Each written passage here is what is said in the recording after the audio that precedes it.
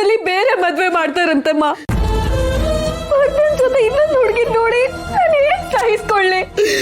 ಅದಕ್ಕಿಂತ ಸಾಯದೆ ಮೇಲಲ್ವಾ?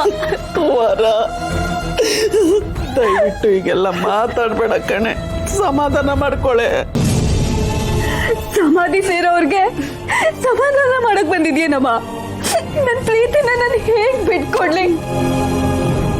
ನಾನು ಏನು ತಪ್ಪು ಮಾಡಿದೆ, ನನಗೆ ಯಾಕಿಂತ ಶಿಕ್ಷೆ? ಇಂಥ ಪಾಪಿ ಅಣ್ಣನ ಜೊತೆ ಹುಟ್ಟಿದ್ಯಲ್ಲೇ, ಅದೇ ನೀನ್ ಮಾಡಿದ ತಪ್ಪು. ಅದಕ್ಕೆ ನೀನ್ ಇಂಥ ಶಿಕ್ಷೆ ಅನುಭವಿಸ್ತಿರೋದು.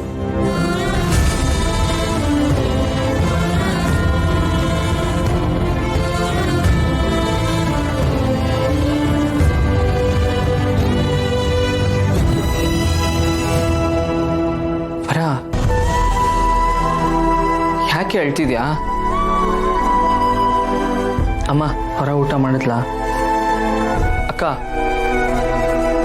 ಹೊರ ಊಟ ಮಾಡಿದ್ಲೇನೆ? ಊಟನ? ಯಾವ ಸಂತೋಷಕ್ಕೋಸ್ಕರ ಅವಳು ಊಟ ಮಾಡ್ಬೇಕು? ನೀನು ನಿನ್ ಹೆಂಡತಿ ಇಬ್ರು ಸೇರ್ಕೊಂಡು ಅವಳಿಗೆ ವಿಷ ಕೊಟ್ಬಿಟ್ಟಿದ್ದೀರಲ್ಲ, ಇನ್ ಯಾಕೆ ಅವಳು ಊಟ ಮಾಡ್ಬೇಕು? ಅಕ್ಕ ಯಾಕೆ ಹಿಂಗೆಲ್ಲ ಮಾತಾಡ್ತಾ ಇದೀಯಾ? ನನ್ನ ಪ್ರಾಣ ಹೋದ್ರೂ ಸರಿ, ನನ್ನ ವರನ್ ಜೀವನ ಹಾಳಾಗೋದಕ್ಕೆ ಬಿಡೋದಿಲ್ಲ.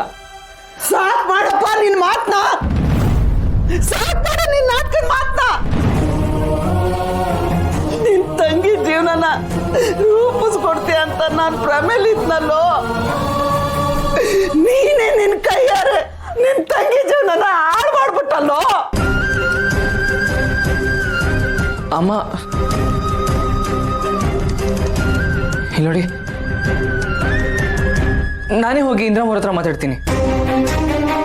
ಅವ್ರ ಕಾಲಿಗೆ ಬಿದ್ದಾದ್ರೂ ಸರಿ, ನಾನು ಒಪ್ಪಿಸ್ತೀನಿ ಅವ್ರನ್ನ. ನಡೀತಿದ್ದ ಮದ್ವೆನ ನಿಲ್ಲಿಸ್ತಾಳು ಆ ಇಂದ್ರಮ್ಮ. ನೀನ್ ಹೋಗಿ ಕಾಲಿಗೆ ಬಿದ್ಬಿಟ್ರೆ ಮತ್ತೆ ಅವ್ಳು ಬಂದು ಸಂಬಂಧ ಬೆಳೆಸ್ತಾಳೆ ಅನ್ಕೊಂಡಿದ್ಯೇನೋ? ನೋಡು, ಅದೆಲ್ಲ ಮುಗ್ದೋಗಿರೋ ಕತೆ.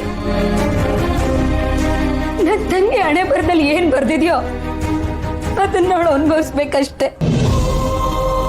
ಇಲ್ಲ ಅಕ್ಕ, ವರನ್ ಜೀವನ ಹಾಳಾಗೋದಕ್ಕೆ ನಾನು ಬಿಡೋದಿಲ್ಲ. ಆ ದೇವ್ರಿದ್ದಾನೆ, ನಾನು ಇಂದ್ರಮ್ಮವ್ರ ಹತ್ರ ಹೋಗಿ ಬೇಡ, ನೀನ್ ಏನು ಮಾತಾಡ್ಬೇಡ. ನಿನಗೆ ಕೈ ಮುಗಿತೀನಿ, ಹೊರಟೋಗು ಇಲ್ಲಿಂದ. ನನ್ನ ಬಾಡಿಗೆ ಬಿಟ್ಬಿಡು.